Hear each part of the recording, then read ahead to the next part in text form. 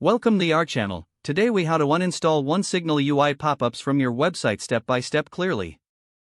To begin uninstalling OneSignal UI pop-ups from your website, access your website's content management system or file manager.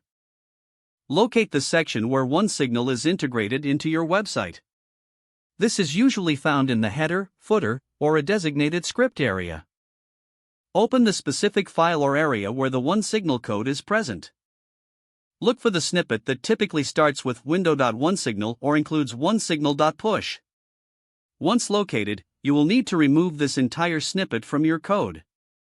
If you have integrated OneSignal via a plugin, navigate to your plugins directory. Find the OneSignal plugin and select the option to deactivate or delete it. Confirm any prompts that appear to ensure the plugin is completely removed. After removing the code or deactivating the plugin, check your website to ensure the pop-ups are no longer visible. Clear your browser's cache to ensure that any cached versions of your site do not still display the pop-ups.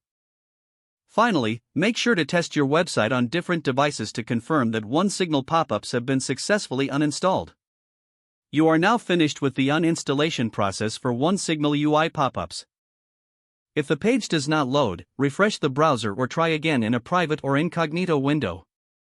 Make sure you are using the correct email address, then retype it carefully to avoid small typos. If your password is not accepted, use the reset option and create a new strong password you can remember. Check your spam folder for verification or security emails, then complete any requested confirmation steps. Enable two-factor authentication if available to improve account security and reduce unauthorized access risk. After signing in, review your profile details so your contact information and settings are accurate and current. If you see an error message, note it down and try again after restarting your device and internet connection. Log out when you finish, especially on shared devices, to keep your account and payment information secure. If the page does not load, refresh the browser or try again in a private or incognito window. Make sure you are using the correct email address, then retype it carefully to avoid small typos. If your password is not accepted, use the reset option and create a new strong password you can remember. Check your spam folder for verification or security emails, then complete any requested confirmation steps. Enable two-factor authentication if available to improve account security and reduce unauthorized access risk.